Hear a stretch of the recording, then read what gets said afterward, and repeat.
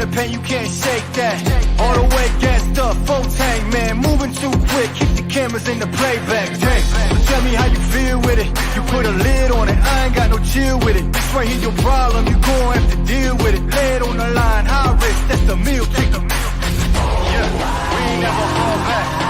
Hold our ground where we at. Never fall back. No lies on facts. We gon' stay right where we at. We ain't never fall back.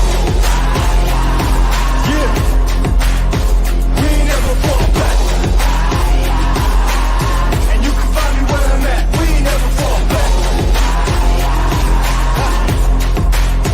We ain't never fall back. And you can find me where I'm at. We ain't never fall back. Been way down, never faltered. Came with the hands out, get them off us. I'm 24/7 in the office. Pay attention cause I ain't repeating offers. Yeah, never met a man I've been scared of. Careful, you gon' get exactly what you asked for. Here for whatever you bring me, getting handled. I answer to no one, I don't need to hassle. Yeah, we ain't never fall back. Hold our ground where we at. We ain't never fall back. Hold our ground where we at. Never fall back.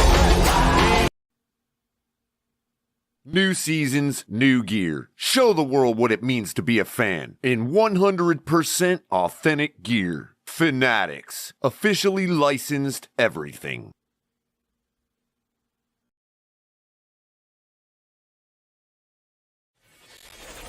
Get ready to dive into a new world of online shopping with Finn's Tailgate. Whether you're a die-hard sports fan or just looking for the latest fashion brand, we've got you covered. With a wide variety of products from your favorite sports teams to stylish accessories and home decor, we're your one-stop shop for all things tailgate. Our easy-to-use website and hassle-free checkout process make shopping with us a breeze. Plus, with frequent sales and discounts, you won't want to shop anywhere else. So come on in and join the party at the Finn's Tailgate, your new go-to destination for all things tailgate.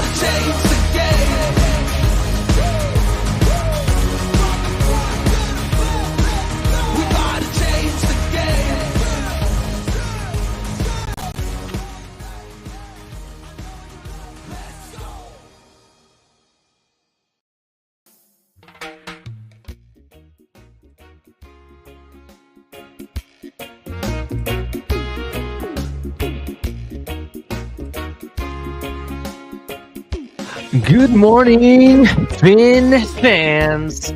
This is Top of the Tailgate. I'm your host, Ali the Persian. How's everybody doing this morning? Make sure you hit like and subscribe. That is right, ladies and gentlemen. How is everybody doing today? That's right, Dolphin fans. It's a new morning. It's Wednesday, October 25th. What, 6 days before Halloween? That's right. It's currently 78 degrees outside in Miami. I have 83, a low of 77.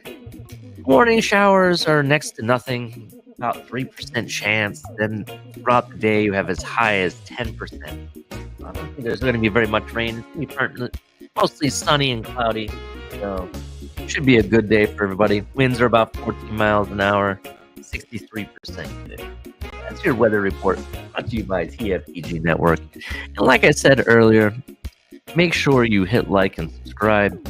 Check out some of our other content we got going around here. We got El Capitan going Sundays, Mondays, Wednesdays, and Fridays too. Coffee and a cup of color, and myself generally go Monday through Friday from 6 a.m. to 8 a.m. This week's been kind of crazy. Got some life stuff going on right now. This is the busiest time of the year for me. I got birthdays. I got my stuff going on with my mom. I got stuff at work. This is the busiest time for my work. You know what kind of work I do? This is prime time busy right now. Ridiculous. In addition to that, check out Shake Money with the drive time, smoke lounges, Lewis included. You can check him out, same shows, as well as check him out on Twitter Spaces. And then also don't forget the Fantasy Talk, making fantasy come true. Check out KP and his fantasy show. In addition, check out Crypto putting out some good stuff, and makes you think about different things about who would have thought special teams might be an issue, or and vice versa. And then don't forget the OG. Great show last night, boys. I watched it myself. Watched Tonk's TMI Tuesdays.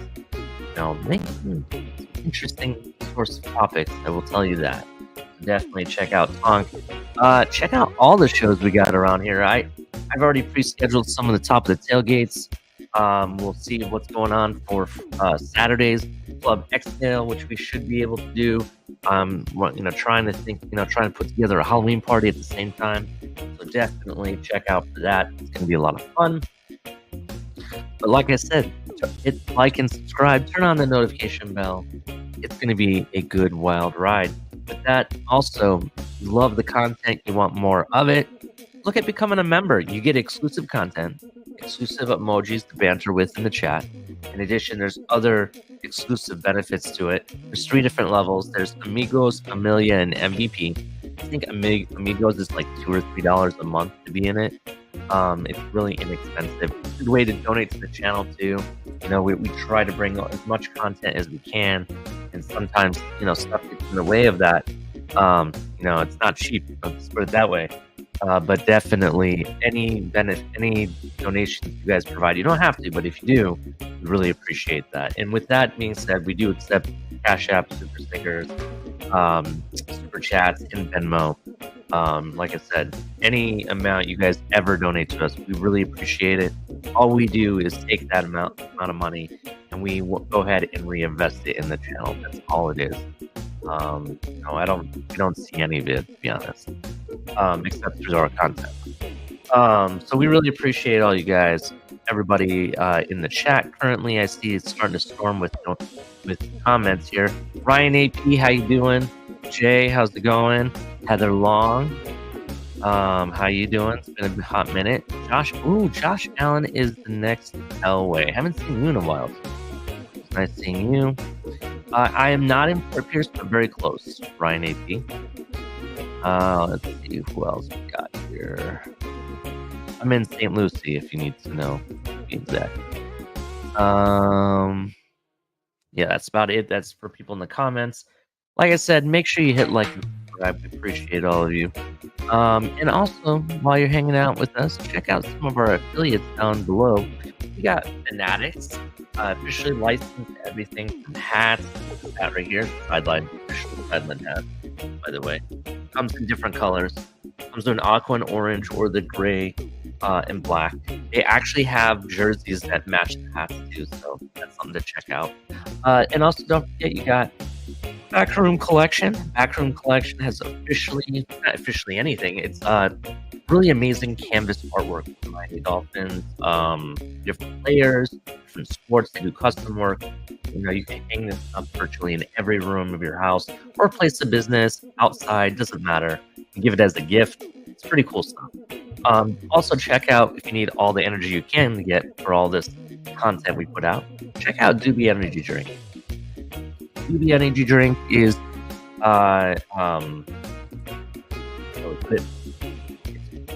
all smash, no crash. You don't get that crashing or jittering and stuff like that you do with some of the other energy drinks. It's infused with a lot more vitamins and minerals that is actually beneficial to the body. Has some amazing, great flavors. If you don't take my word for it, check out Shake Money. He does reviews on the stuff. He swears behind it.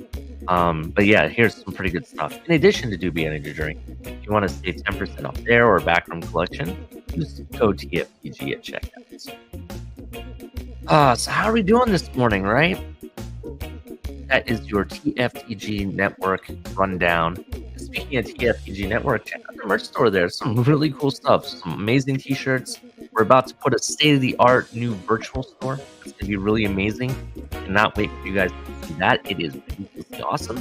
There's a whole bunch of new t-shirts, new cool stuff there. So make sure you check it out on the regular. It's tftgnetwork.com. All right. How's everybody doing?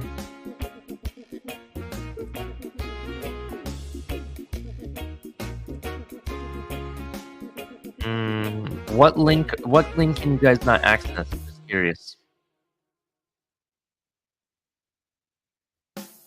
I see Jay is talking about a link that you can't access. What link? And maybe I just updated the description, so if it's not below yet, I just updated on YouTube. Sometimes it takes a little bit to update. You may have to refresh your screen or something.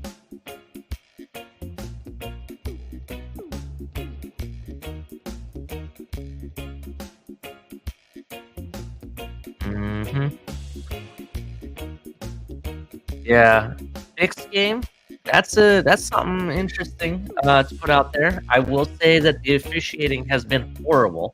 I hate, to be frank, I hate to say we lost games because of officiating, but there was some horrible officiating in this game, so bad and so blatant. I don't know. It's a big I don't know, and it's not just our game. And speaking of that, let's actually pull up my what in the world, right? We're gonna go straight to it. What in the world? Let's talk about some of this officiating. So, according to wrong one. Where is it? This one. Dov Kleiman says, update, NFL admits to Colts owner Jim Irsay that they did not make the correct call during the end of the Browns game. I can't believe we need to institute instant replay for all calls, including penalties, in the last 2 minutes of all games. But it shouldn't be the last 2 minutes of all games. I think they need to go back, in my opinion, to where, just like we have the challenge, the red flag, they should allow them to have 2 flags for challenging calls, because Cedric Wilson Jr., I don't know what pass interference is if that's not pass interference. I'm sorry, the guy got dragged down, let alone I believe it was David Long Jr. got put into a headlock, and it should have been holding all day long, and they didn't call that. There's been stuff all over. I mean, Tyreek was being raped on the field and they didn't say anything. There was like 2 plays where the defender was all over him before the ball even got there, and they didn't say anything. But if we did it, we got called for it. Every single call that we got called for, I went back and watched the game again, and you see instances where the other team is doing the same thing. You know what I mean? So, I don't know. It is ridiculous. And it's not just our game. It is the Browns game. If you watched it, they called it, I want to say it was either roughing the passer or... No, that's not what it was. If you go back and watch the Browns game, I want to say it was like 2 minutes left.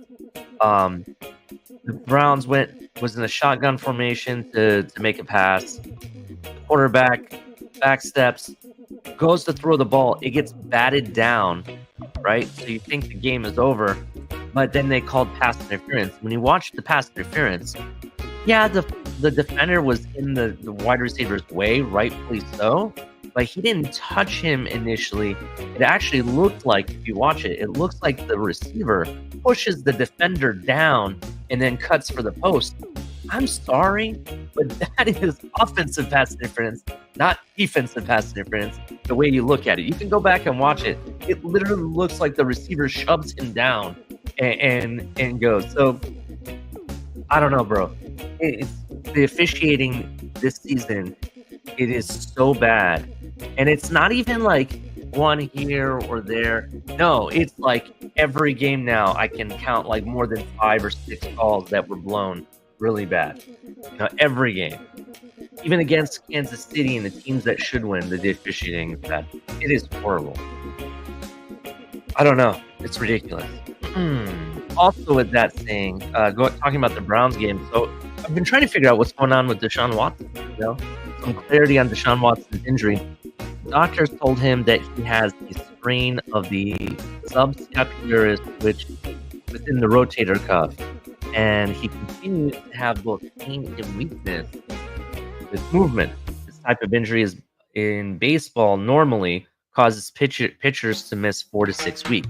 Watson continues to work to regain strength and velocity to his shoulder and shorten that window. So that gives you some idea. He's going through some pain that has to do with his shoulder and whatnot. So people are wondering why they're still going with the backup. That's why. In this case, they won the game, so I guess it worked out for them. Speaking of surprises this week, this was kind of a surprise based on the guy's stats. I want to know what your guys' opinion is. Do we need help at safety? I mean, we have Deshaun Elliott, we have Siobhan Holland, we have Brendan Jones, but do we need safety help? Cardinals surprisingly released Juan Wallace, former Clemson and teammate of Christian Wilkins. Now, at first I was like, well, why did they release him? I don't really see anything on why they released him. I don't know yet. I haven't read quite a few articles. I haven't really seen what the reason was. I'm sure there is, so I guess we'll have to find out what that is first. But would you guys consider him here at Miami? Is this somebody that you would pick up if you could? He's only 26 years of age. And let's look at his stats for the season so far. He started 5 games, right, out of 6, and he has 43 combined solo and assisted tackles so far, and an interception, by the way. Not bad. He's having a pretty good season. Had at least, I want to say, take a look here. Go to his pro reference. That would definitely. Here we go. Here we go. So he's had. Let's see. He gets at least 4 to 5 tackles, solo tackles a game, and then gets another 4 to 3 that are assisted.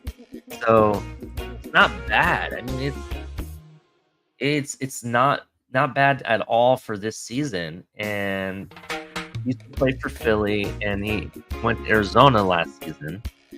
Let's see here. I'm trying to see. So far, he's having the best season he's ever had.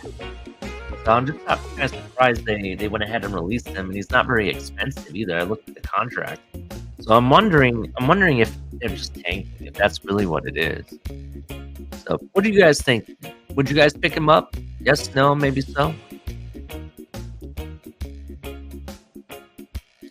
Jay, I understand. You want offensive line help. We definitely need guard help now. Isaiah Wynn has been put on the injured reserve, so yeah.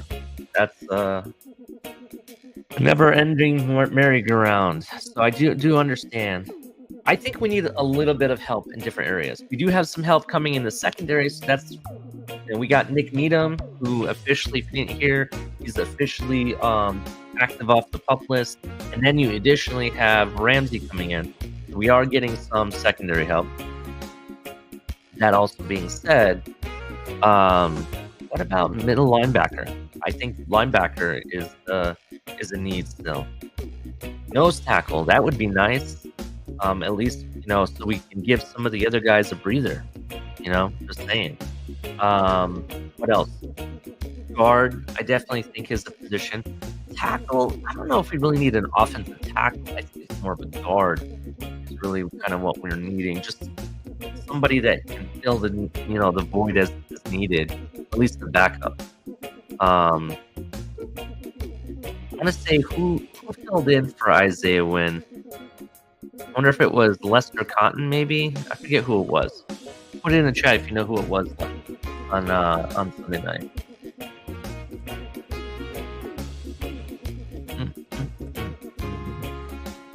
So, all right, ladies and gentlemen, let's get into this. It is currently 6:27. Actually, yeah, 6:27 a.m. We're gonna get on with the show here and let's talk about some football, right? Let's go ahead and change this. If you're wondering, yes, I am drinking my coffee.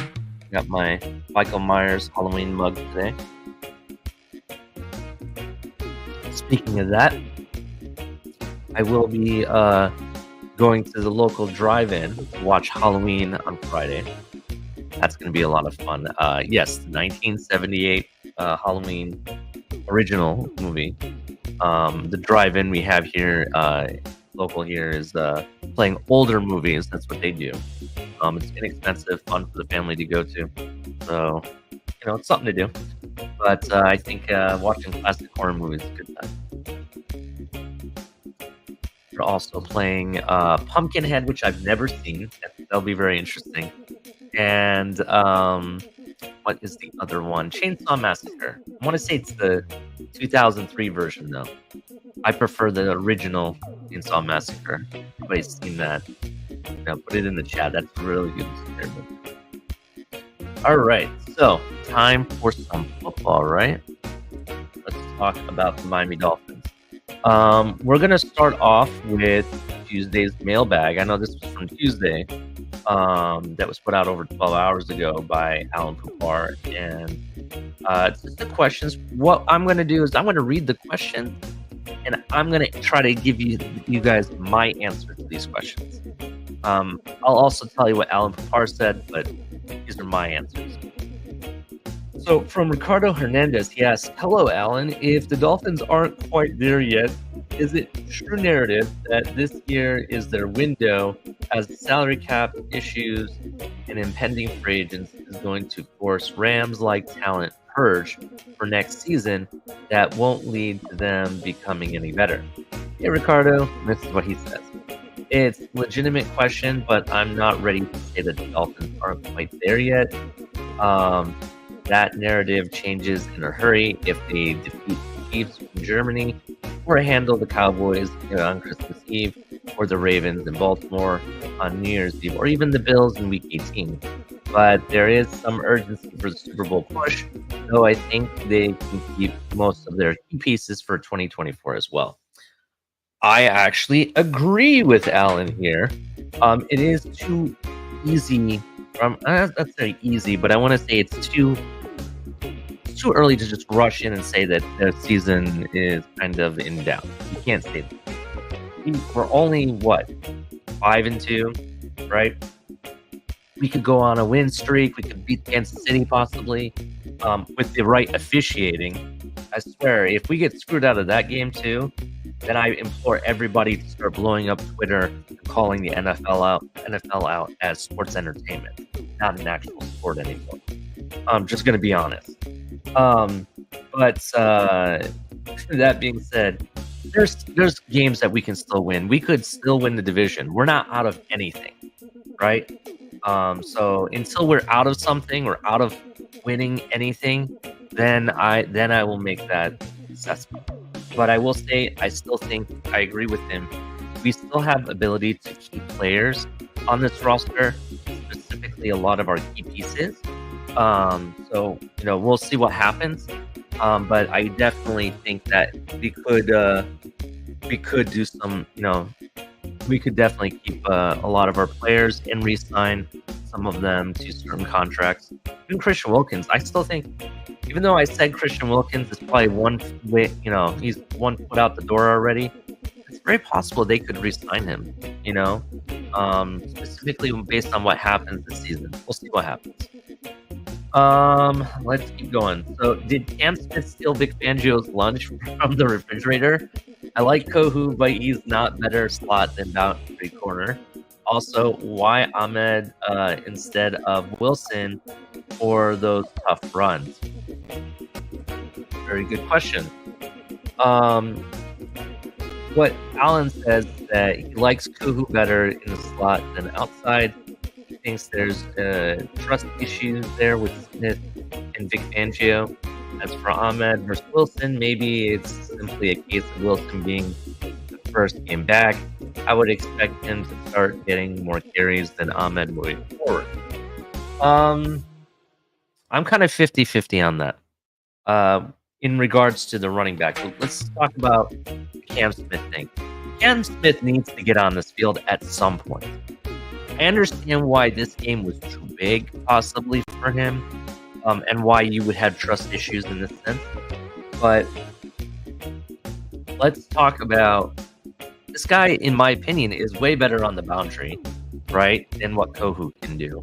No, not taking anything away from Kohu, but what I am saying is that I think he is a lot better when it comes to his ability and natural talent. His speed and whatnot. I do think it's a maturity or a knowledge of the game issue. And what I'm saying about that is, if you guys remember earlier on in the offseason, when we first hired Vic Fangio, or when we were talking about it, we talked about a lot about what Vic Fangio's defense is and what he looks for in players.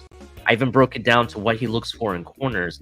And the number one lying factor on all of those conversations that we've had and videos that I did is he likes smart, high IQ of the game players. And what that means is that they have the knowledge already. They're already experts at the how do I put it? They're already experts at the game. You understand what I'm saying? I'm not saying they have to be all-stars or superstars or anything like that. But what I am saying is that they are knowledgeable, that he doesn't have to explain the different intricacies of the philosophy of his defense, or there's no he knows that when the offense switches up things, the defense or the defender, whoever it may be, is going to have a high IQ enough to actually see it.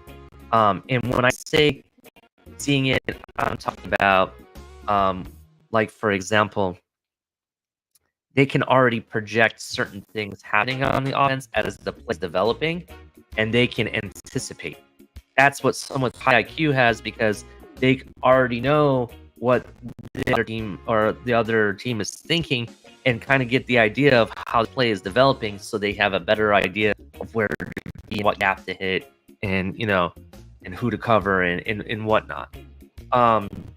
That's what he looks for. And that's why I think that this might be a red shirt year for Cam Smith in a sense. I could see that happening. Another player that has gotten a lot of snaps that I'm really concerned about, that I don't even know why we kept him this year, if we're not going to use him. Our inside linebacker that we drafted last year, Tyndall. What's going on with him? I don't know. What do you guys think? What's up, Mr. Chill? I see you in the chat now.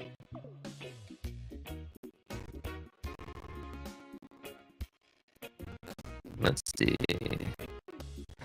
Don't need another Gesicki. You're right. I believe that.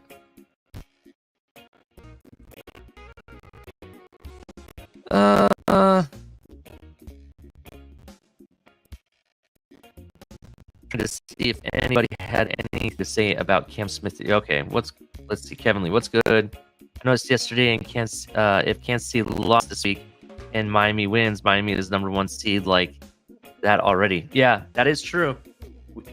Had we won, just so you guys are aware, we would have been #1 seed.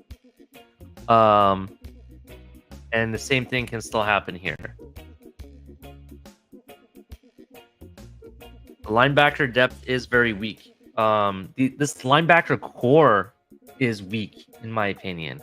Yes, David Long Jr. is quietly good. I get it. But we are undersized. I don't think our linebackers hit the gaps properly. There's issues tackling at the second level. Just my opinion. And I have a concern about that.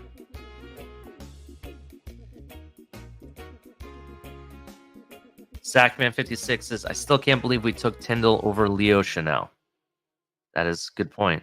I can't believe it either. I mean, there's a lot of players I thought we would take, but we didn't.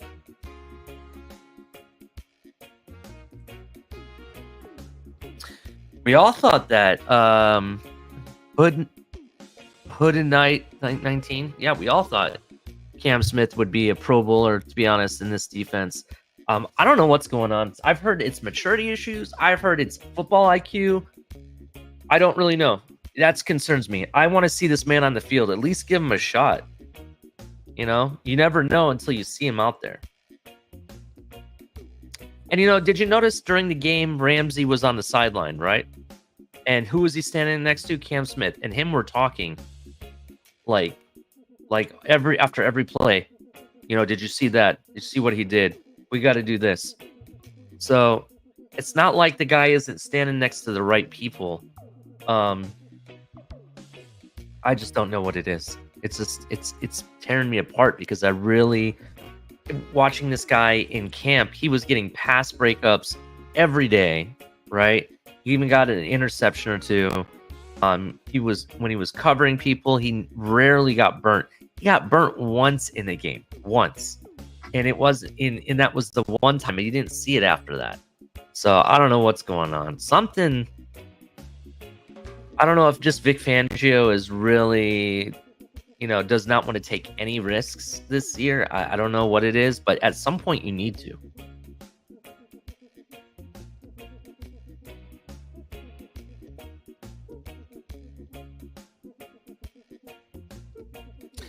C. Hoffel has a good point. And shout out to T. Hoffel, Northwest Ohio guy. He says, can we trade all of our picks now before the deadline? Why hold them for the draft just to waste them? This is a good point. I can't trust you guys to draft players if you're not going to play them. This is absolutely true. Kevin Lee says, I think Miami will come out focused this Sunday and take it out on the Pats. Tune-up game for Ramsey before Kansas City. That's why he's playing most likely Sunday. Ramsey will be a huge difference. Yes, I think that would have been a huge difference in this game that we just had. I agree with you 100%. I think we had the right idea. Listen, let's actually... I'll pause from the article that I'm reading about the questions. But let's actually talk about our defense. And I've said it before, and I'll continue to say it, that each week, this defense is getting better, right? We are getting the pressure now. In fact, there was pressure on Jalen Hurts most of the game. Most of the game, he was under pressure at some point, right? We were managing the running game. It was being managed. And the receiving game wasn't too bad until we were getting not either calls that weren't being made or dumb penalties that were keeping us on the field, right? There was some, unnecessary roughness calls that I think were kind of messed up. There was a lot of dumb, stupid stuff that getting called. What's up, Epps? Yeah, this is the morning show. We're up very early. How are you doing, sir? Jan Finn's fan. Wow, what's up, buddy? I haven't seen you in a while. I like to get a Garrett Bowles from Denver in a trade deadline. We need O-line help. Yeah, that one might be somebody. I understand the Broncos are open for business. They'll listen to offers. We'll see. I still think middle linebacker is really a need, to be honest. I would like a middle linebacker. This is me. Yeah, this is one of my favorite hats, bro. This is the official sideline hat. It comes 2 different versions. They have the aqua and orange, and then this one. They have jerseys that go with them too. So yeah. Thank you, man. But yeah, this defense is getting better every week, and you're starting to see players understand and buy into the philosophy of it. Even Christian Wilkins has looked better. And even Phillips yesterday looked better, or on Sunday looked better. It's just, I don't know. We're missing a player, I think, to solidify that defense. And I'm just saying, it's just me. I'm thinking that player we're missing is a middle inside linebacker of some kind, a bigger guy, to be honest. So let's see what else they had to ask, if anything good here. Here's a good question. Great work by David Long Jr. had during the game. What I considered his best game as a Dolphin. Will his emergence and the fact that Jalen Phillips is getting healthier, will that reduce his AEG snap count? Alan Pupar says that he does believe that AVG is going to start reducing his role based on that. I still think that AVG is a really important piece to this defense. I think his motor doesn't ever end. He still gets pressure. I still think he's a force to be handled with. I understand they had him playing inside and outside. I like it for the time being, but if you get a true middle linebacker, then AVG can do what he does good at, line up at edge and go after that quarterback. That's what I think needs to happen. That's just me. What do you guys think?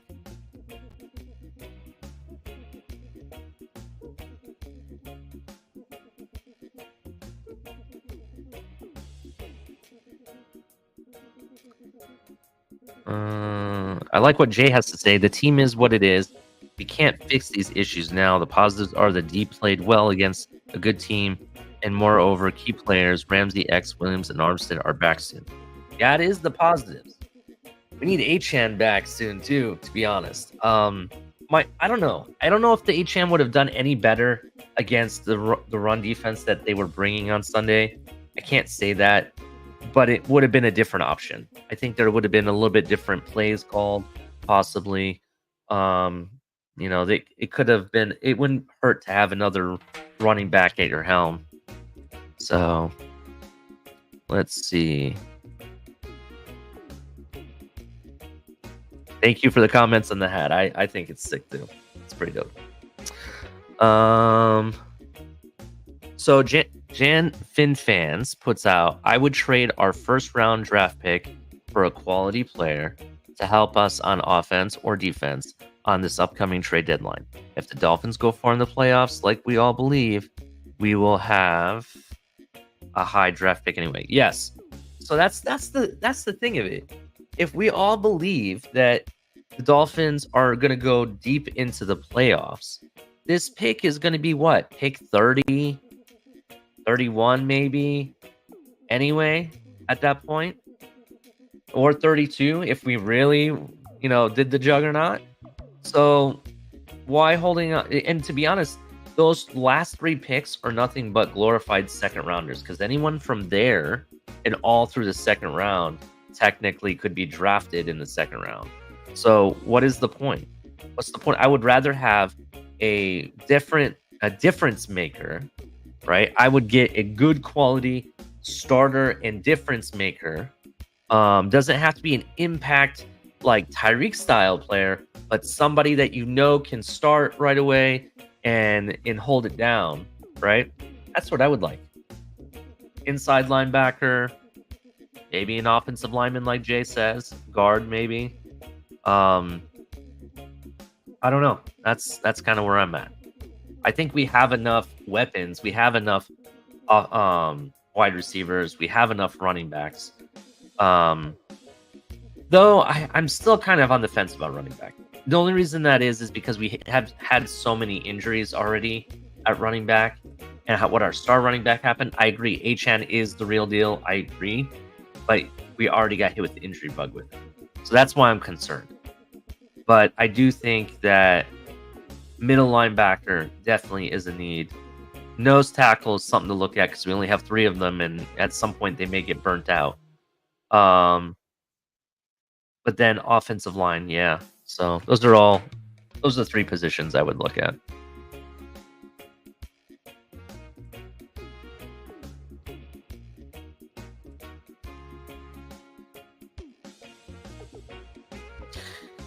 Bro, those refs were horrible. We talked about it at the beginning of the show. The refs were absolutely horrible, bro. And it's not just our game I'm noticing. It's across the NFL. It is so bad. It's not even funny.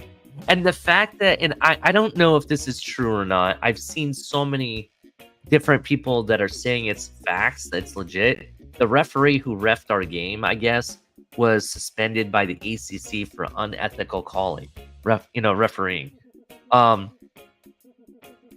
That did the NFL not look at that stuff? I mean, if I was the NFL and somebody had been suspended, I would be like, okay, this is a primetime game. I'm not gonna select you as a referee for this game because of that. You know what I mean? I'm not saying that the guy doesn't deserve second chances. I get it, but look what happened, bro. Like some of the worst calls ever. I mean, you have David Long Jr. in a headlock, and you're not gonna call anything. And then in addition, Cedric Wilson getting clotheslined on the sideline. Where's the pass interference? Where? Oh my God! It's so bad.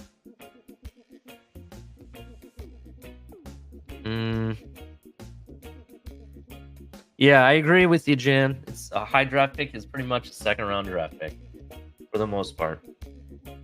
All right, let's keep going with this these questions, and then I'm going to go on to the next conversation here.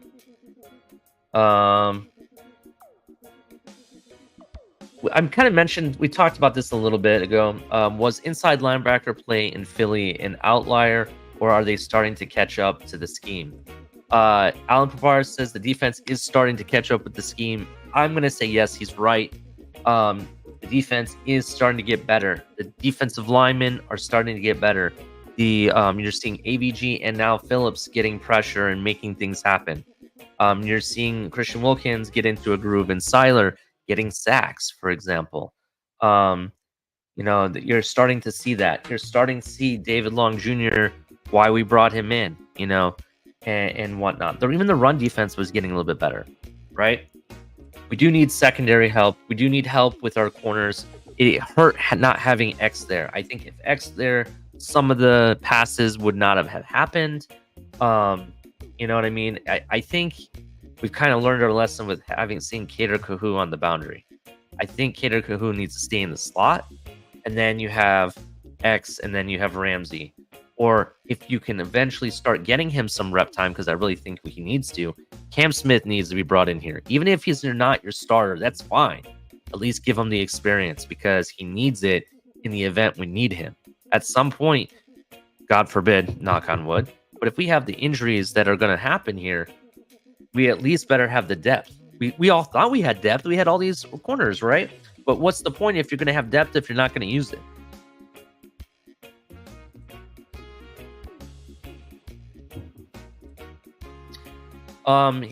They asked this question, and I kind of agree with this. It seemed like the defense lost steam when Long and Holland knocked each other out, which was very unfortunate. So that happened right after Baker's pick 6, and the Eagles had long touchdown drives both times. They had the ball after that, so you're statistically correct. The only question is whether it's simple as saying it was because of Long and Holland's collision that things went south for the defense. Well, if you notice, Javon Holland was creeping up to the defensive line to kind of spy on the offense quite a few times, right? When he had to come out of the game, that's where you kind of saw things kind of bluster a bit. And they put Baker also in the inside area, and I don't think he's a great inside linebacker at all. So yeah, I kind of see that, you lost a step. You're having different players fill positions that they don't really necessarily play on a consistent basis. So I kind of agree. They did lose a step, and it's rightfully so.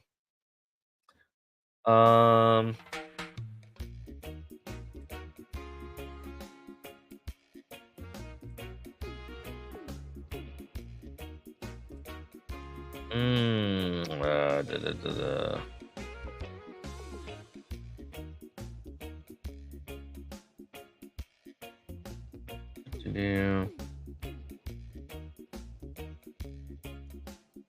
Here's an interesting question. I hate to bring this up, but people are starting to bring it up more. Is Waddle now damaged goods? And would it be smart to move him when the price is still high? I don't think he's damaged goods. Everybody is allowed to have a year where it's a down injury year. Everyone's had one, right? You look at Tyreek Hill. I want to say it was the year before he joined Miami, I think. He had 4 games that he had missed, right? In that season. So, due to injury. So, yeah, I understand it kind of sucks because he's been injured a bit this year. I still think that there's, we should still hold on to him. I think the talent is too good to just let go, right? Cedric Wilson did look good on Sunday. He did do a lot more of what I thought he could.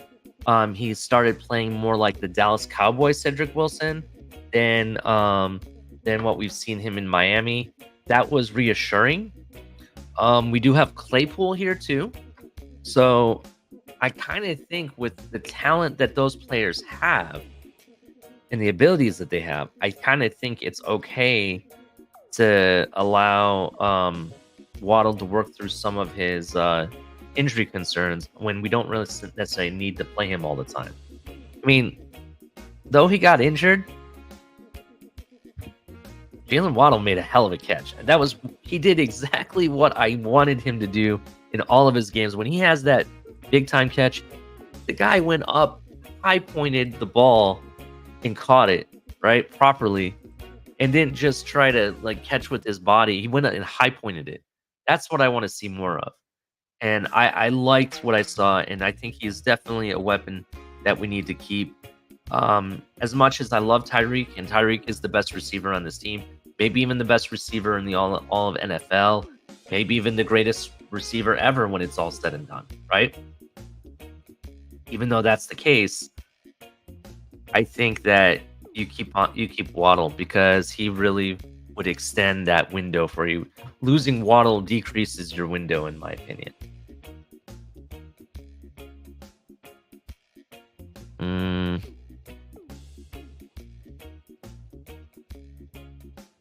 Seawful says in Dallas, Wilson Jr. was running wild across the middle all the time. No clue why we can't use him here like that. You're absolutely right.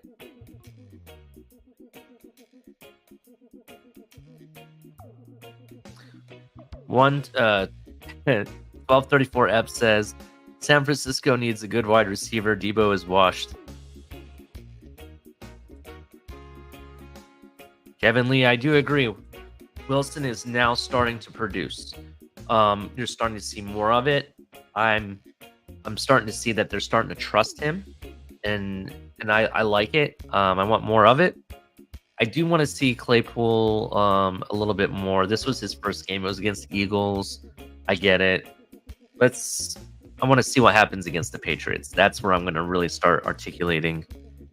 My cats, please go away. Sorry about that.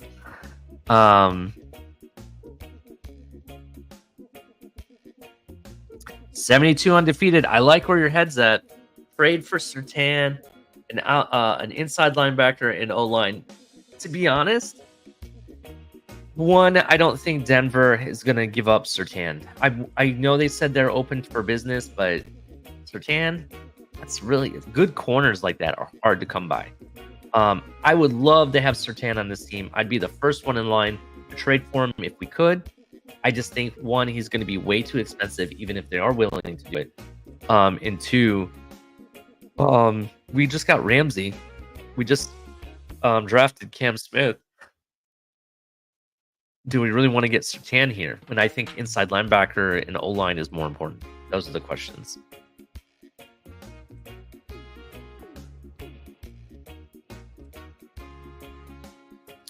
Yeah, Waddle and Hill do open up the run game if our O-line could stay healthy. Absolutely agree with that. Yeah, I don't think they are going to, to trade him, but I understand 72. It's a wish list. It's my wish list too. In fact, I was slamming the table for us to trade for Surtain Jr. A while ago, to be honest. Even with this high contract, I was like, give them whatever they want. Do it. I would. And then we got Ramsey. So let's see what Ramsey brings first. But I do think we do have to make a trade before Friday's deadline. I believe it's Friday. Put in the chat if you know when the trading deadline is. I believed it was Friday, but I could be wrong. So please check that out for me. Let's see here. Let's see what else we're going to talk about. It is currently 6:57 in the morning. Your current Miami weather update. It is 78 degrees currently, high of 83. Again, humidity is only at 64%. Just so you guys know. Dolphin make moves, just so you're aware. We talked a little bit about this. The Miami Dolphins now have 2 starting offensive linemen on the injured reserve, which is not good. Cornerback Nick Needham is back on the Miami Dolphins active roster, but another offensive lineman is out for at least 4 games. The Dolphins announced 2 roster moves Tuesday, activating Nick Needham off the reserve and physically unable to perform list, and placed guard Isaiah Wynn on the injured reserve. Wynn will be forced to miss at least 4 games after being put on IR, meaning he'll be eligible to return to practice this week of the game against the Washington Commanders on December 3rd. He becomes the second starting offensive lineman to go on IR, joining Pro Bowl left tackle Teron Armstead, who was injured in week 4 at Buffalo and will be eligible to return to practice next week. So next week we could get him back. Now, I'm not saying they're going to bring him back that quickly, but it's possible. With Wynn out of action, the Dolphins are likely to turn Lester Cotton or Robert Jones as the starting left guard against New England on Sunday, though another possibility would to return Liam Eichenberg to that position after he become a backup center, starting 2 of the past 3 games at the spot in the absence of Connor Williams. Okay, here is the deal. In my opinion, I think Eichenberg needs to stay as the backup. I think he finally found his home at center. I think he was very effective at times, sometimes even better than Connor Williams. Yes, I said that, but it's only in certain times. You don't see a lot of high snaps at all, which was really good. He read defenses pretty well. He pointed out where people need to line up and pointed out things. He did things that kind of surprised me at the center position compared to what I thought he would do. So I kind of think Eichenberg needs to stay there. You could, and this is just hypothetical. I want to know what you guys people think. The center position was pretty good handled by Eichenberg. He didn't make any mistakes, in my opinion, that truly lost the game for us. There was blown blocks by the running back specifically and swing tackles and whatnot. Not necessarily the center position that caused the game to be lost. So what do you guys think of this? And this is just hypothetical. Let's talk it out. Put it in the chat. What do you guys think of bringing Connor Williams back, but putting him at guard and keeping Eichenberg at center? What do you guys think of that? Put that in the chat. That is just an idea. When we signed Connor Williams, he was supposedly one of the top 7 guards available, or top 7 guards in the NFL at the time. The issues that he had, I guess, were penalties. That's what all the Dallas people were telling us. But then he was an amazing center for us. So I think he still has the ability for both, just my opinion. And if it allows you to at least get the benefits of Eichenberg playing very good center position, but then also using the ability of Connor Williams still. So just an opinion. Okay, so Epps verified the trade line is definitely the 31st. Thank you for verifying that. I know they have like a 4 p.m. deadline, something to that effect.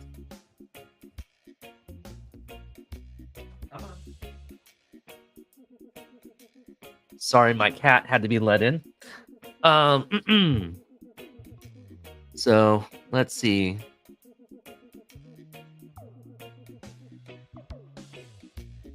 Mansa Chill says no experimenting. I hear you. It's just an idea. It's just an idea because I think Connor Williams would be very useful in that sense. He's versatile because he has great knowledge of both positions. I don't think it would be very much experimentation.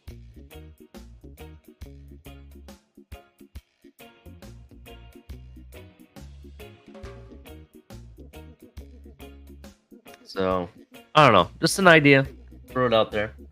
Let's see. Nick Needham to help the secondary.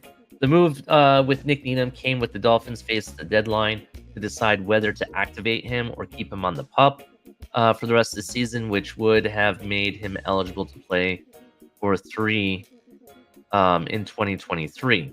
Needham practiced the past 3 weeks, but the move to activate him hadn't been made, with defensive coordinator Vic Fangio saying last week that he had gotten very few reps on defense. I think that's what they meant to say. They're missing a word there. Needham joins a secondary that has injury issues of its own, the latest one being that Javon Holland going into concussion protocol as the result of a collision with linebacker David Long Jr. in the open field during the third quarter of Week 7 Sunday night against the Eagles. Cornerback Xavier Howard missed the game because of a groin injury, with his status of the game against New England is unknown. It is possible the Dolphins could get 3-time Pro Bowl cornerback Jalen Ramsey back for that game. Fangio indicated that he saw Nick Needham as nickel or dime corner or a safety in his defense, given that he hasn't played since he sustained a torn Achilles tendon in the October game against Minnesota Vikings last season. It is difficult to envision Needham being in line for a major role against New England on Sunday. If Holland does have to miss a game, logic would seem to suggest that former starting Brandon Jones would get the nod. He was the one who came into the game against the Eagles for 4 snaps. Holland missed while he was getting checked out. Brandon Jones, yeah, I guess I could see that. There's some options. I mean, I don't be surprised if we actually add somebody to our practice squad, or maybe we do call Quan Wallace and consider it. The guy was having a really good season in an Eagles Eagles centric type of defense, essentially.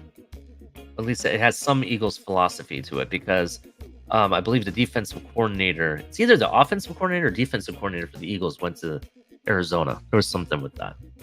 Not saying that he would be a good fit for ours. I'm just saying that, he kind of understands the game. They use similar type of prototypical defense. So that's kind of the way I was looking at it. Let's see. What else do we got here? Anything to talk about?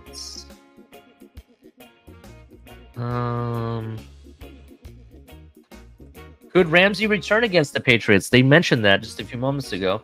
Jalen Ramsey's audition for the starting spot on the Miami Dolphins defense will take place this week, nearly 3 months after he had the meniscus in his left knee repaired, and a week after he returned to practice with his teammates.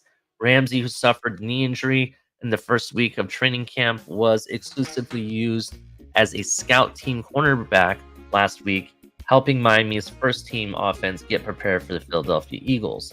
Ramsey, a 6-time Pro Bowl selection, apparently was so impressive covering Tyreek and Jalen Waddle that he was selected by coaches as the defensive scout team player of the week. I didn't even know the defensive scout team had a player of the week. That showing possibly convinced the Dolphins medical team and coaches that he's ready to play in Sunday's game against New England Patriots. It's crazy. I guess he's superhuman, said cornerback Kader Kahu, who likely would be moved inside to nickel spot full-time when Ramsey makes his return. He looked different. He looked like he's been practicing the whole year. He doesn't look like he's coming off an injury. It's crazy. Ramsey has missed the first 7 games of the season after undergoing surgery in late July to repair the torn meniscus in his left knee. He's been diligent about his rehabilitation process and his commitment to the team and attending every meeting and every game where he can be spotted on the sidelines coaching up his teammates.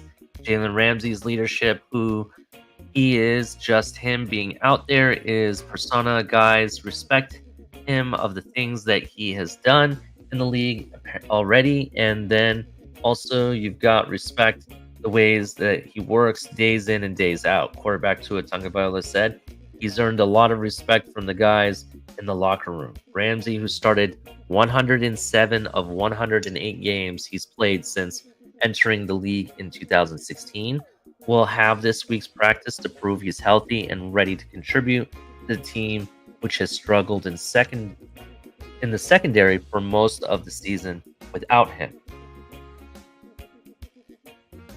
As long as he doesn't suffer a medical setback and outperforms his fellow cornerbacks, Eli Apple, Justin Bethel, and Perry Nickerson have all been called into action because of his absence. Ramsey likely will be on the field against the Patriots. Well, start working him into the defense. We'll start working him into defensive team reps to see how he responds to that, and then dual off the load old cobwebs and dust off the old cobwebs. Coach Mike McDaniel said Monday. The plan is to access Ramsey's status and how he's feeling every day after the work. Goes on to talk about his cautious approach. The Dolphins likely will be cautious about giving him too much too soon because that's McDaniel's nature. His focus is on having players healthy in the second half of the season when Miami's possibly is pushing for playoff seeding. McDaniel said that he's never placed a timeline on Ramsey's rehabilitation process or when the Dolphins will put him on the field for his first game. You don't want to create a scenario where a player is saying, okay, well, I'm going to go play in the game, and then all of a sudden something maybe, or then they can feel that they can't test. Now, all of a sudden, because of an obligation to what they said, they start making decisions that, or for wrong reasons, McDaniel said. So you fight tooth and nail not to pinpoint, okay, this game, so you can protect people from themselves as well as make it about something that it shouldn't be. Sometimes I can't even read what Mike McDaniel is saying. It's crazy. We're trying to I love the guy, but come on. We're trying to get him back so that we can have Jalen Ramsey and not some other version that he's forcing his hand on. One of the issues Miami will have is creating a spot on the 53-man roster for Ramsey, who was the Dolphins' top offseason acquisition this spring. On Wednesday, the Dolphins must take fellow cornerback Nick Needham off the PUP list, or he'll have to stay there for the rest of the season, becoming eligible to play in games in 2023.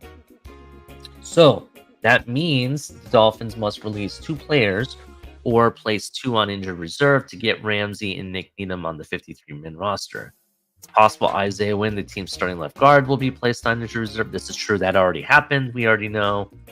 I think we have one other player that we have to release, and I don't know who that is yet. If anybody knows who it was, that we either released or put them on the injured reserve, please let me know who that was so we can, put that in the chat. I don't know who it is.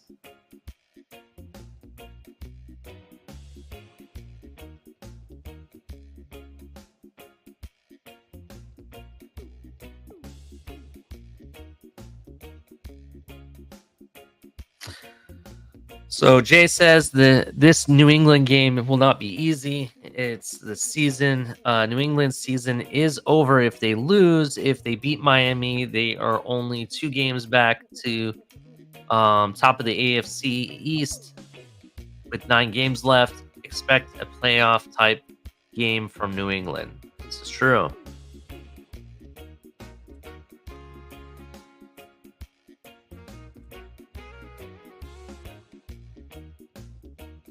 Winovich did retire.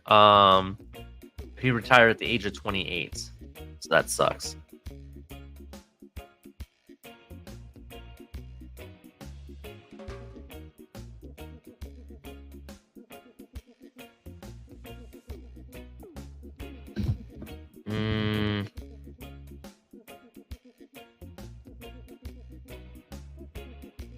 Yeah, I do agree. We do have to be ready for a serious game. I definitely agree, Jay.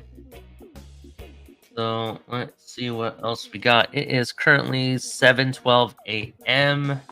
in the morning. Let's see.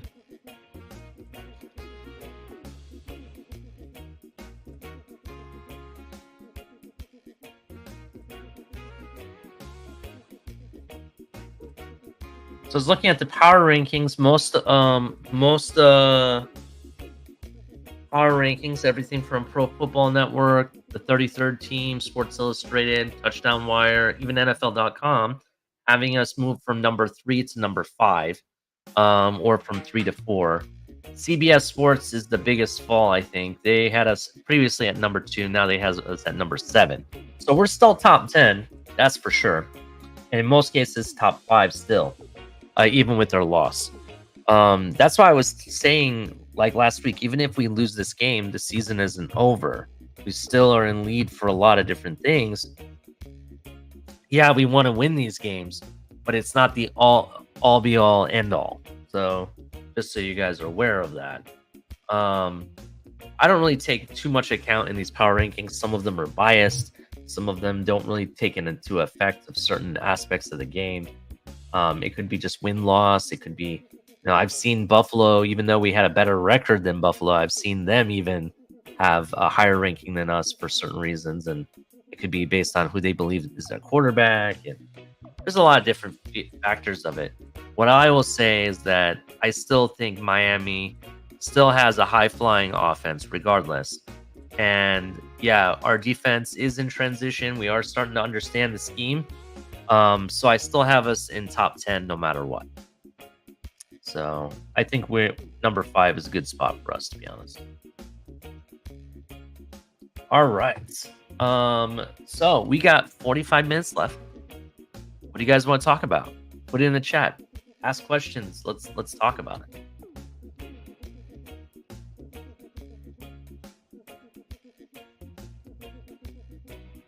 Epps thinks that Dolphins are a 1 playoff win team, maybe 1 and done at this juncture. I can't say that. I can't say that yet. I will tell you that when we get closer to the Buffalo Bills game, and I will answer that question. Not really a question, but comment to, like, am I agreeance or disagreeance with you, Epps?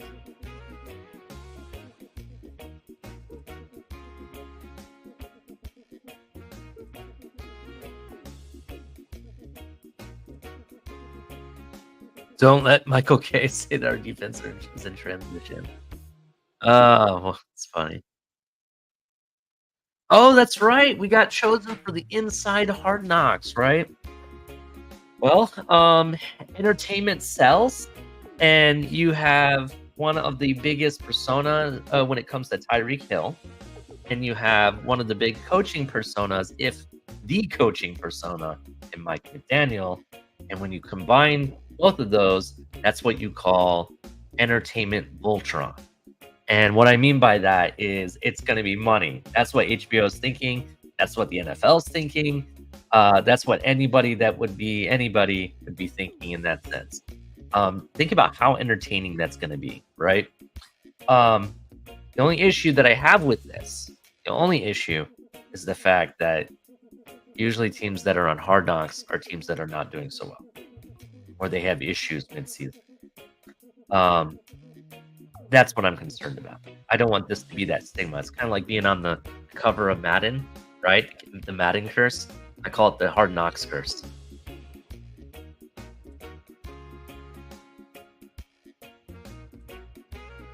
Yeah, Tyreek dropped a big one, bro. He definitely dropped a big one. That sucked. That game hurt, to be honest, in that sense. Because that should have been caught straight to the end zone. Instead, it hit his knee. It's so weird.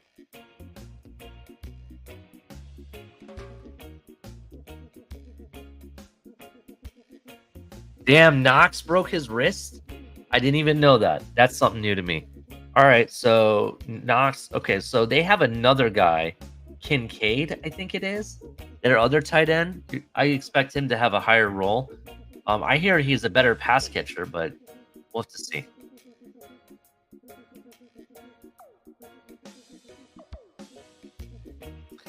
Tua will not be doing anything without Tyreek Hill. I don't know. He was doing stuff with Jalen Waddle when Jalen Waddle was the guy. Just saying. We did go on a however many game win streak the year before McDaniel showed up, so it's possible. Yeah, Kincaid would be a good rookie pickup. He was a guy that a lot of people said he was going to be a sleeper type of person that could break out this year. So now that Knox is injured with a broken wrist, it's very possible you could see Kincaid. Ep says that Tua is elite in his opinion. I do agree that Tua is elite in a lot of ways. The only check mark is winning the big game. He did win the big game against the that was the big game last season. He did win the big comeback game against Baltimore, regardless of how you guys rate that. Let me ask you guys this question. Do you guys think that the Dallas Cowboys and the Baltimore Ravens are big games this season? We know that Kansas City is a big game, so I'm going to take that one out of it because we already know that one is. But Dallas Cowboys and Baltimore Ravens, are those big games this season? Put it in the chat.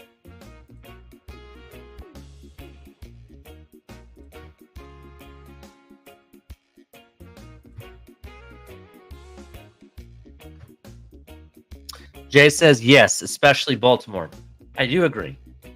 If we go in there and Tua beats Baltimore, and if we go there and beats Dallas, because I think Dallas is a big game, regardless of some of their woes that they're having in their secondary, and even though I believe they lost to the 49ers, I think it is, I still think that is the team to not take very lightly. I think that's a big game regardless.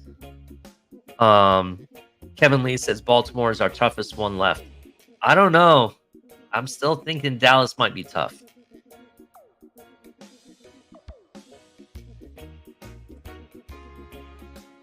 Lamar is playing very good. You're absolutely right.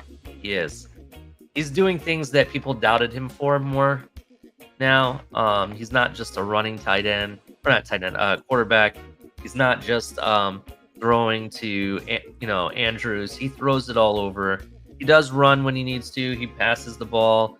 It's starting to become more balanced over there. They're starting to come into their groove. So we'll see what happens. Yeah, I agree, Jay. All three of those games are big games to me. But if we're able to clinch and our seed is not going to be affected in that Buffalo game, that might be a game I can just give as a wash, bro. Let Mike White and Skylar Thompson play it out. Just going to say, in a certain situation. Yeah.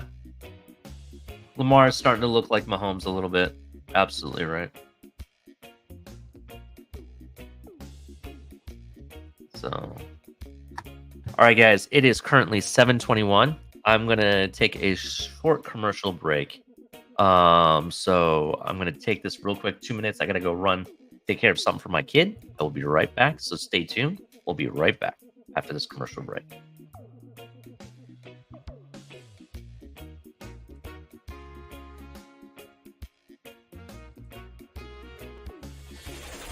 Get ready to dive into a new world of online shopping with the Fins Tailgate.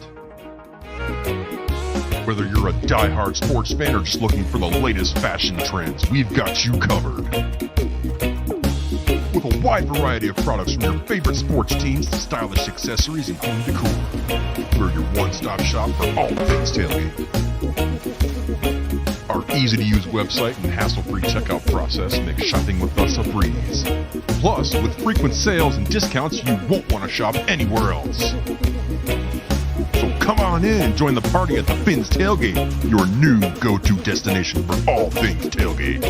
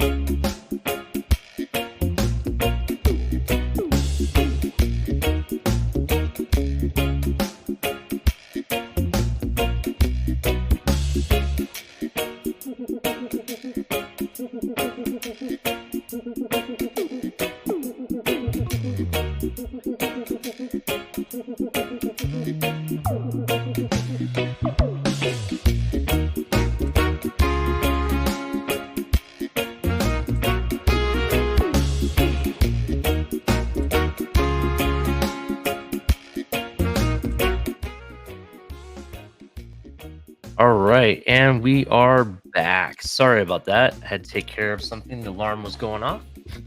All right. So what do you guys want to talk about? Put it in the chat. Let's talk about some stuff.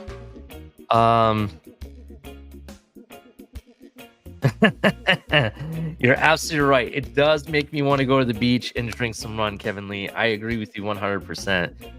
If Color was here, Color would be saying that this is his jam. This type of music he likes to listen to. Some Rastafari beach style music. Oh man. All right. We do need to try to hold on to home field advantage. I definitely want to watch a playoff game at the Hard Rock, right? I've watched playoff games at other stadiums. I want to watch one at the Hard Rock for once. That's what I want. So I agree with that 100%.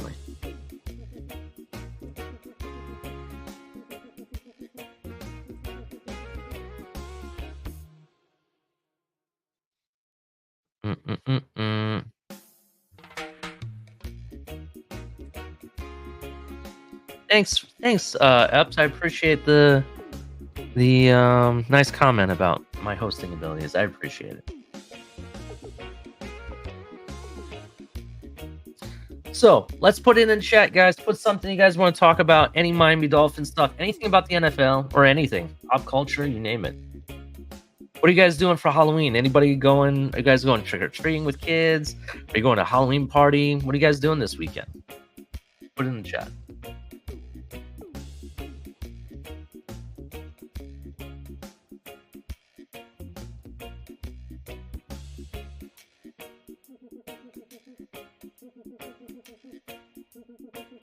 Yeah, against the Colts, that was a good game.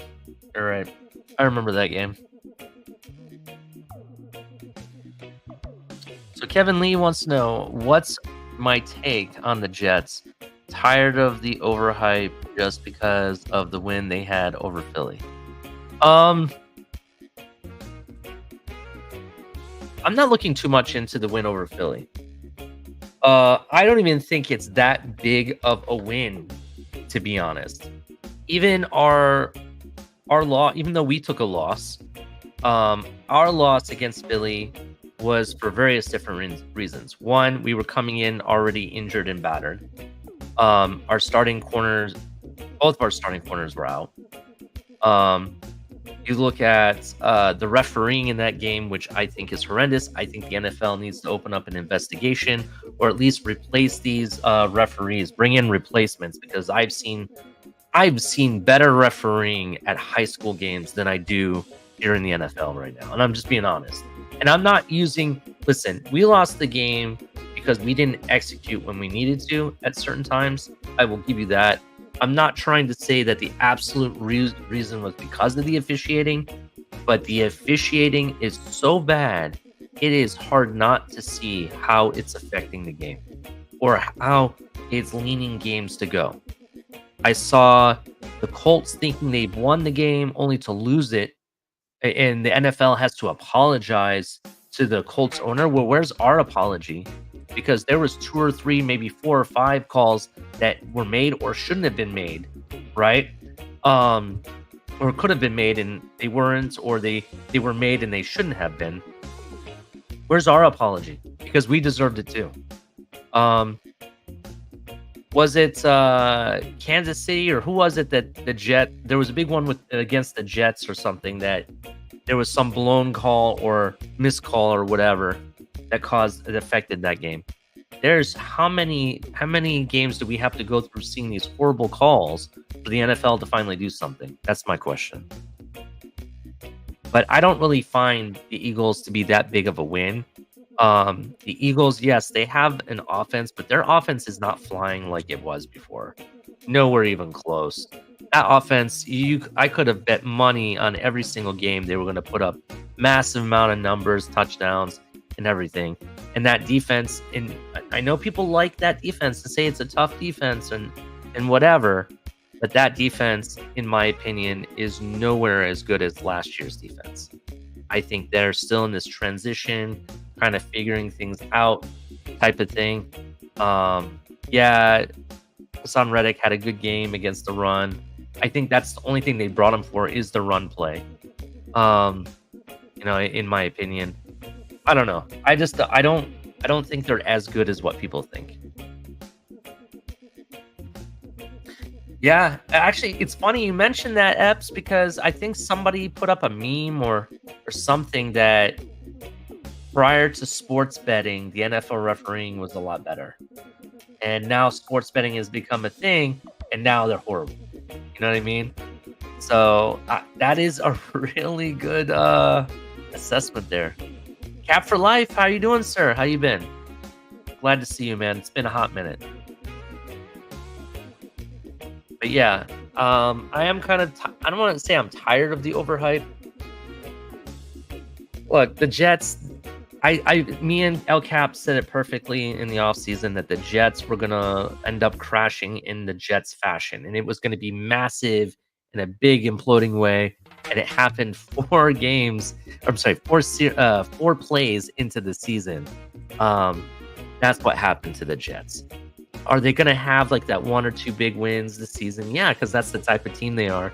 And then they're just going to average out to be an average team. That's basically what happens to them year in and year out. I'm not overhyping them or, oh my God, it's the Jets, No, it's they have a good defense. They do. They really do. But it's still beatable. I mean, we beat the Jets defense with Skylar Thompson, for God's sake. I'm going to point that out there. Not to take anything away from Skylar Thompson's ability, but I will admit he wasn't necessarily the reason we won the game. Just going to say.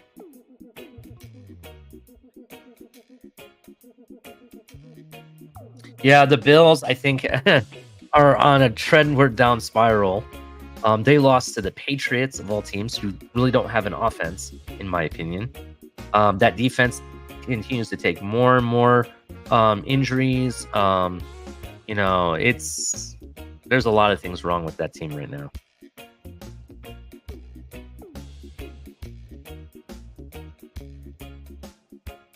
And regardless of what happened in this last game, by the way, I still think Tua could still win MVP. You know, we have a lot of games still to be played. You know, a lot of yards, a lot of touchdowns are going to happen.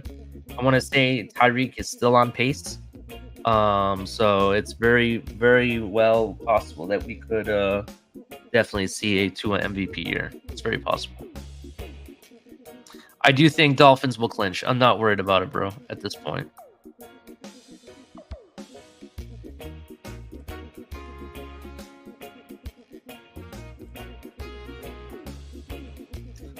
Here we go. Delusional Patriot fan. All right, already started. How many points did Miami beat New England by? Yeah, that was also prior. That was beginning of the season, prior to your defense taking certain injuries. And I think at this point, there is, you know, I think this next game is going to be a lot different, bro. I think, especially you're getting Miami after a loss. Miami tends to put up their best points after a loss. That's basically what they do. I mean, even a better game. You saw when we lost to the Bills, we came back and we beat the Giants really bad, right? We lost to the Eagles. Guess what? You're next. That's what's going to happen.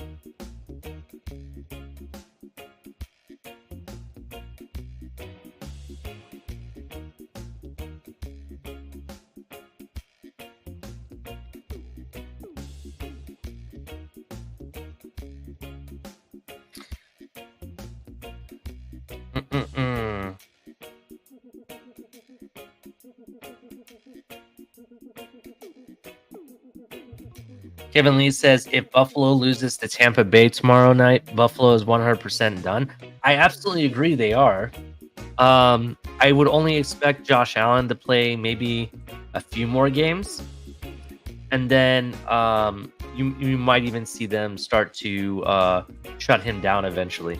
I'm not going to say it's going to happen right away, but I think if they lose to Tampa, I think they're out of the division race almost. And then also, you also look at games they have coming up.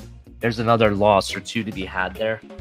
So we'll see. We'll see what happens with Buffalo. You know, I mean, that would be what, their second or third loss at that point. Actually, no, they're already at 3 losses, right? So that would be their 4th loss. Yeah, we'll see. I mean, I don't know. We'll see.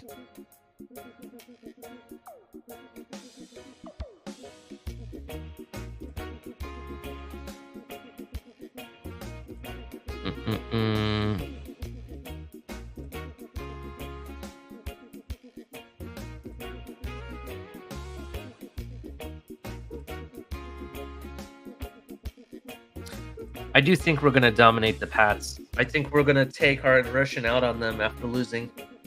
To be honest, I would personally, if I'm Mac Jones, I would not want to play Miami after a loss. That's just me. I think Miami always plays their next game, especially now with how their team is built now.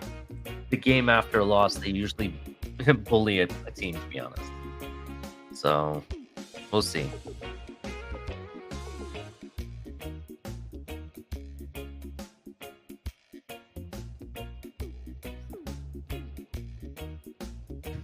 Let me see if there's any up-to-date news going on in the NFL.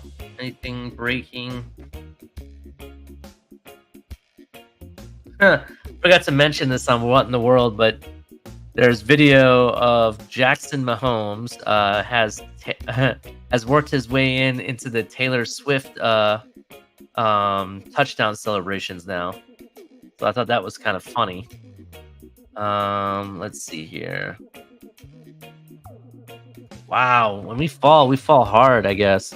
So, Colin Colin Cowherd already has us dropping from number 1 to number 10.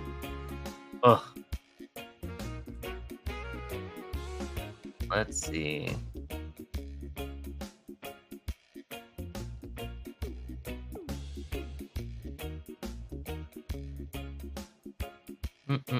Trade rumors. Heard that 2 AFC teams and 1 NFC team have called the Titans to check on running back Derrick Henry. Expect Henry to be dealt before the trade deadline next week. What do you guys think about that? Derrick Henry getting traded. Who will he go to? I can think of 2 AFC teams that could use him right now. But one of them I definitely don't want him to go to. And we all know what team that is. That's the team that I hate most. And if you guys have been watching, you know it's the Buffalo Bills. So I think the Buffalo Bills, if they were to get Derrick Henry, that would really piss me off, to be honest. Henry will be a Cowboy. That is a good spot. I think that's the NFC team that's called. I definitely agree with that. I could see that happening. Dolphins. I would love him to be a Dolphin. We do have, you know, it'd be a good question. We would have to probably send some people over. I have to look at his contract because I think it is kind of pricey. We could send Agba over there along with, you know, 1 or 2 of our running backs. It's very possible. Maybe Jeff Wilson over there. I want to keep, my goal is to keep Achan and Raheem Mostert on this team no matter what. Along with whatever running back we would bring in if we brought in somebody like a Derrick Henry. So I understand why some people don't want him because he's older or whatever. He still dominate. He can definitely get it in the end zone. He won't be passing on, you know, being on the 1 yard line and the goal to go. You know what I mean? You could still run it on 3rd down and still get your 3 or 4 yards without any problem. It's Derrick freaking Henry. That alone would cause defenses to come more to the line, open up the passing game. You know, we talked about the wide receivers opening up the run game. When you have wide receivers like that and a running back like that back there, like that's why I say if Achan played, I think that would have opened up the passing game that much more for us. That's all I'm saying. Is like that's the kind of effect that you have.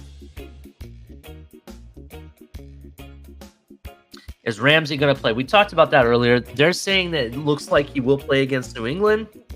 I thought he wouldn't come back till the Raiders game, you know, but I kind of see why the need is for him now. I heard he looks amazing out there as part of the scout team, but we'll see. Kevin Lee says, Ali, that tush push is annoying. It is annoying as hell. I'm wondering if they will keep it legal. That's where I'm at with it. I understand why you're probably saying, well, why would they make it illegal? Is there something wrong with it or anything? The only reason I'm wondering is in the Raiders game, I heard there was an injury because of it. Other teams that run it may not know what to do, and I think that may cause injuries. I think it could cause injuries on the defensive side. It's just going to take one freak accident, and they're going to say you can't run this play anymore. That's my thing. Also, in fairness to the game, and just like any game, I think that there are certain plays that I don't know. I don't know. I mean, what's your guys' thought on me? You know, is this play just so unfair that I mean, offenses could just do this over and over again. You know what I mean? What do you guys think? Is it so unfair of a play that they should ban it? Because that's the topic. I don't know if I would ban it, but I think they need to do something to balance it out on both sides. But then again, there's injury concerns, especially if you don't run it properly or don't defend against it properly. I don't know. Because wasn't it like on the defensive side, they said that you couldn't push players anymore? Or was that on the offense? There's certain situations that you couldn't push players anymore. And I know they put some kind of type of rule in effect. So I'm wondering, you know, does this fall under that or not? What do you guys think?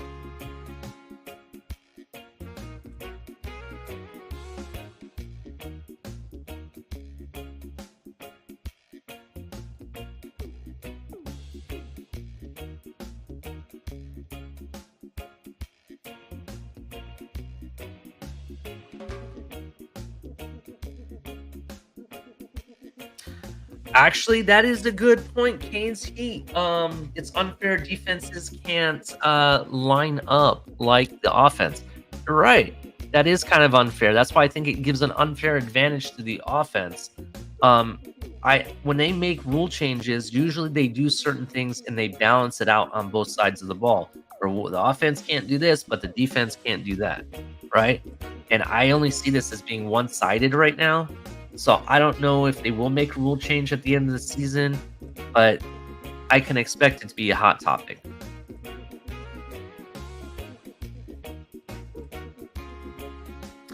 Really, delusional Patriots fan? Miami has too many fast players? Well, there's something your defense can do. Start signing faster defenders. That's what you guys can do.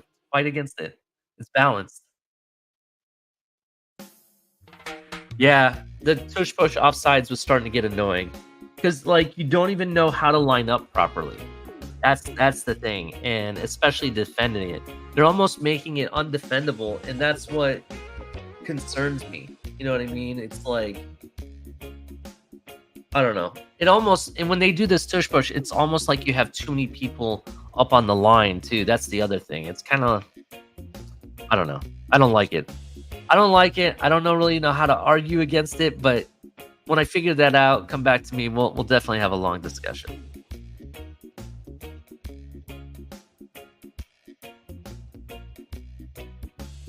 You know, it's kind of funny, bro. Just last week, prior to the win against the Buffalo Bills, the Patriot fans were wearing paper bags, if memory serves me right. You guys were calling for your head coach to be fired or whatnot. But come to find out, the guy has signed a new lucrative, highest paid deal that nobody knew about at the beginning of the season. And in addition to it, you guys beat Buffalo Bills. I mean, and now you guys are acting like you're hot shit. Listen, we've beaten teams before and we weren't hot shit. Just going to point that out there. We've beaten good teams before and come away with wins. Anybody can get lucky or have the right plan. But just because you think that you're going to come in here after, us losing and talk shit, I'm sorry. Miami is going to beat you like the bullies that they are after a loss. That's what's going to happen. And you can take that to the bank.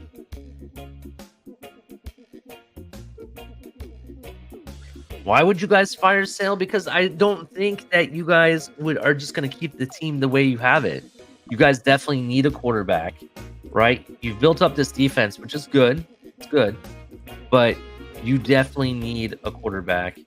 I think you need better offensive weapons. Devontae Parker is not your answer, bro. I'm just going to point that out there. You guys didn't really do anything to really get better. Hunter Henry is good, okay. Gesicki, yeah, he got one touchdown. It's lucky. You know what I mean? We've seen that from him before.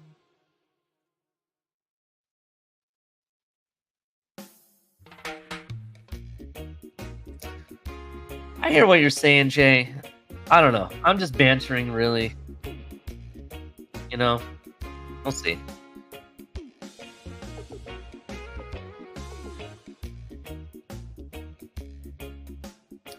Tua is 5-0 versus the Bills. Those are facts. This is true. He did not play in last year's game. Oh, El Capitan is here. How's it going, sir? What up? What are you up to, sir? Doing my morning commute. Ah, okay. So what are your thoughts, man? These guys are talking about Bills, and you got Patriots fan bantering in here about the game. And what do you think? You think that Miami's going to do what Miami does and bully on a team after a loss? I don't think the Patriots are a type of team that in division can bully. You know what I'm saying? They know these teams well. We know how Bill Belichick gets. I think we win this game, but I don't think us bullying them around like they're the freaking Broncos or something is going to happen. I'm not saying like crazy, but let's just say, it could be a lot more comfortable win is what I'm saying. Well, I think home field advantage also does that as well. Yeah.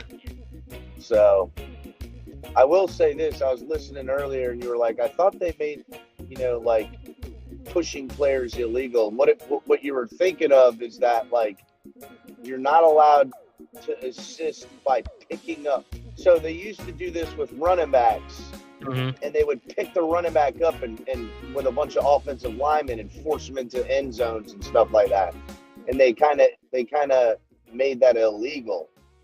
You can't assist the runner in that way where they're leaving the ground. You know what I'm saying?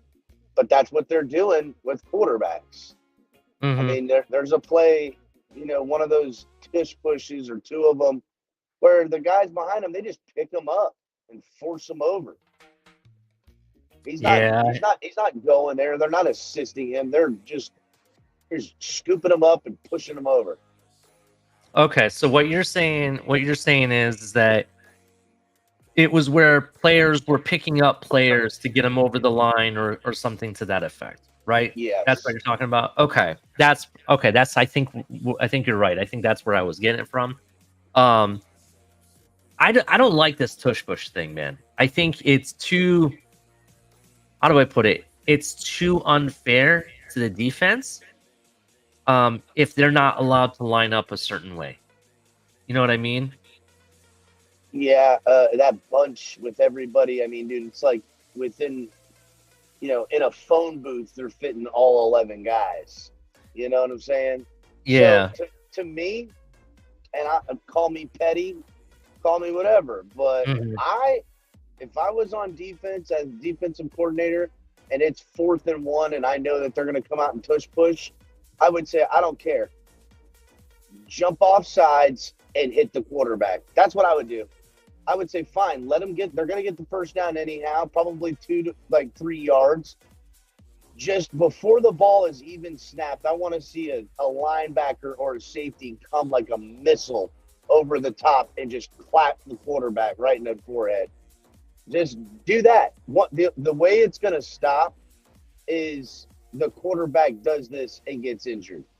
And that's the only way something like that's going to stop is we just saw an injury happen. I don't know if it was a quarterback, but in the Raiders game, they did the tush push, or there was I don't know if it was the Raiders or the opposing team, but somebody on the play got hurt. That's what I heard.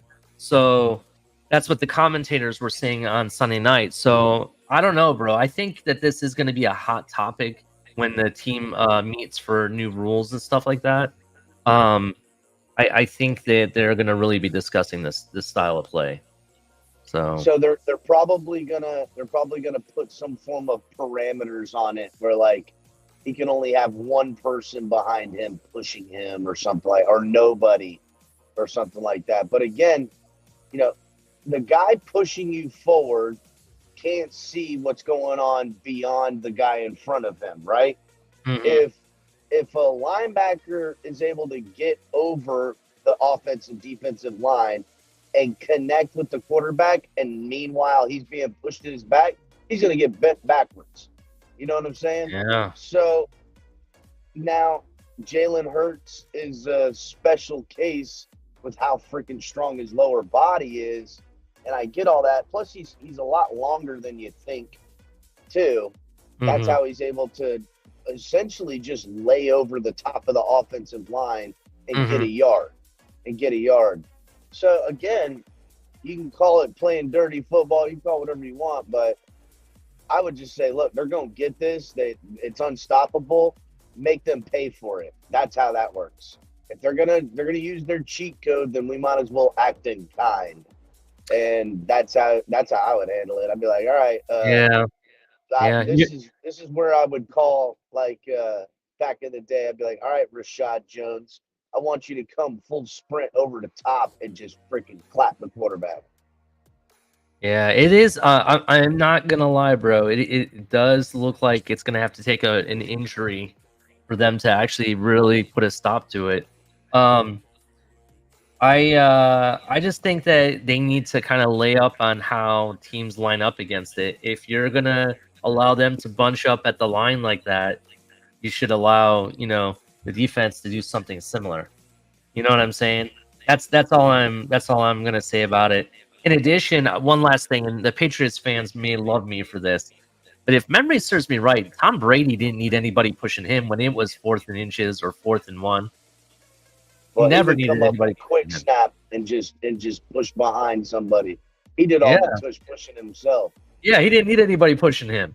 So Nope. just gonna point that out there. You know what I'm saying? So, but it is what it is. I think this is gonna become a hot topic later on. So if you guys didn't hear, El Cap's kid won Saturday, right? You guys are in what? You guys are in, was that the regional championship you guys won or what? That was the first round of the regional championship. We had it was the second round because we had a first round bye. And this Saturday, we're going to be in Melbourne area for the Eastern Coast or Eastern Central Championship. So, Damn, man, I wish it it wasn't this Saturday. I would come watch, man. I'm only live 45 minutes to an hour from Melbourne. Not very far. And listen, if we win this game, then we go into regional. We're in the championship elimination tournament to find who's state. So who knows? Maybe we'll be closer to you, and you can come the following Saturday because it isn't over this weekend if we win. So, and we should win because again, the last game we won, the playoff game, we scored 32-0. We haven't let a point up all year. We literally haven't had a point let up on us all year long. Yeah, I definitely understand. Joe Rist is asking in the chat, what position does your son play? So he was playing guard. Now he's playing linebacker. Ooh, fancy, man. Fancy. Pretty awesome. Yeah, it's pretty awesome. Yeah, kid's pretty cool, man. It was nice meeting him at the game. Yeah, he's a good boy. Definitely. All right. We're gonna take care of this, and we'll represent the East Central Florida. And I'm guessing they go south, southeast, central east, northeast, northwest, north, central west, and then they probably do north, south, and east as well. There's probably nine regions. I'm not 100% on that.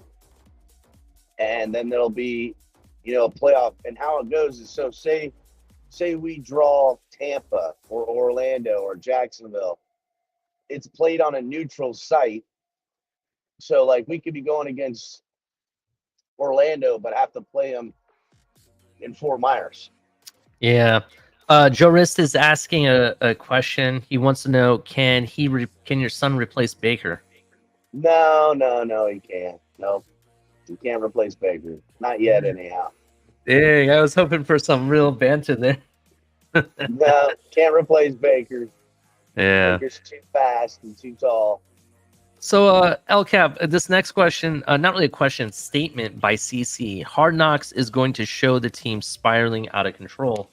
I would argue, before you answer this or respond to this, I would argue that Miami naturally plays out Hard Knocks already on social media and in the press conference rooms and the news that we get. I don't think anything would be different. What do you think?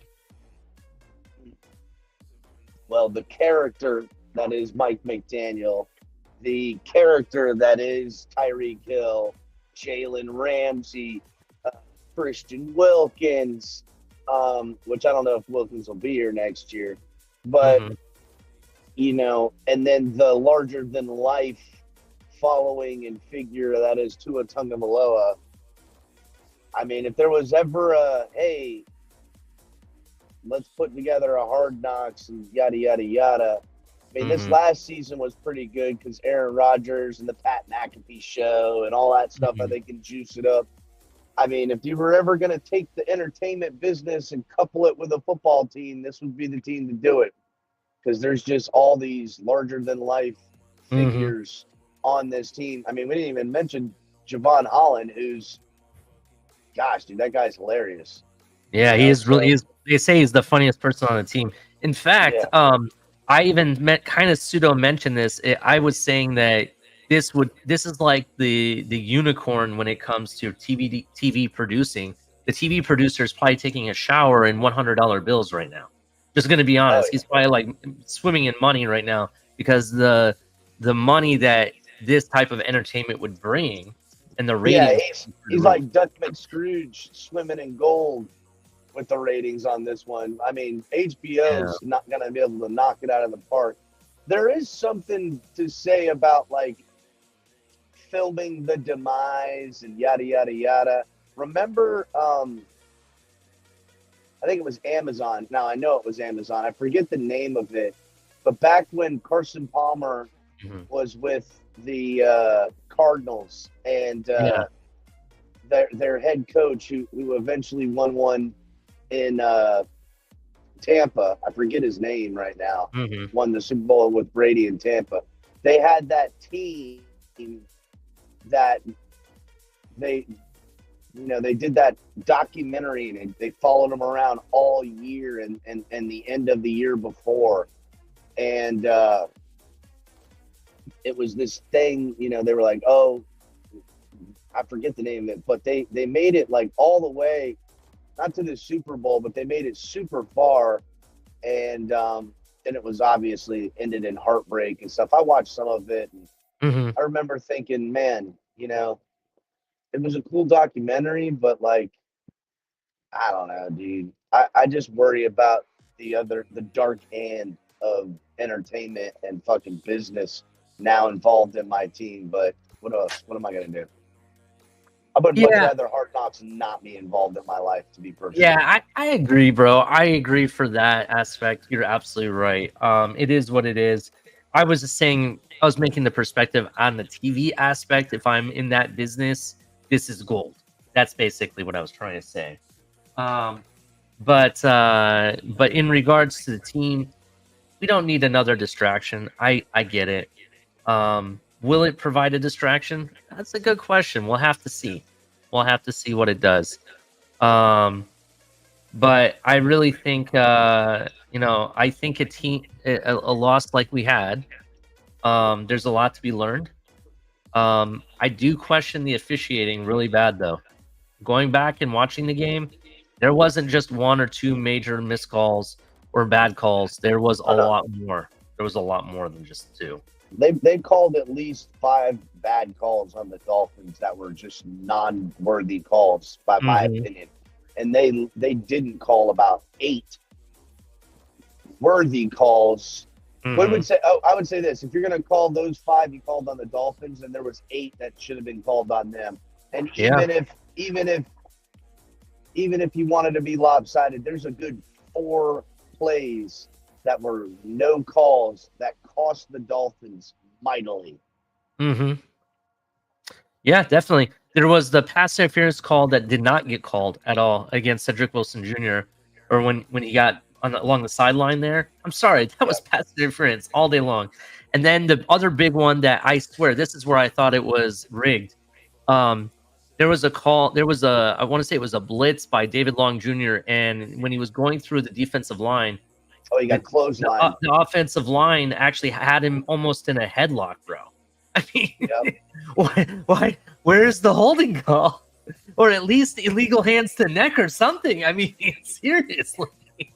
You know what I'm saying? Like, that's where I was like, okay, this game is rigged. Even my friend threw his beer. He was so mad because he said that at that point, it's a joke. Why even play this game? You know what I mean? It was ridiculous. But anyway, it's the 8 o'clock hour. Do you have any final thoughts, bro, before we end the show? No final thought. I'll be breaking down some film tonight. So everybody make sure to keep a lookout. I'll be dropping the film breakdown of everything. And then moving on to the film breakdown of the Patriots, getting ready for that preview. So everybody make sure to keep a lookout for that. Hit the like button, subscribe, share this video, everybody. And, leave comments at the end of the video. Great way to interact, great way to reach out to people who don't get into the live, who have to watch the video later. It helps them interact with the channel as well. Yeah, so make sure in the comments below, not the chat, but the comments below, leave your comments. We really appreciate it. Make sure you hit like and subscribe. Check out some of our affiliates down there in the description below. Check out TFTG Network. As El Cap has stated, we have a state-of-the-art virtual store coming. It is going to be amazing. So definitely check that out. And with that all, we'll say fins up. Love you all. Later, everybody. Later. Yeah.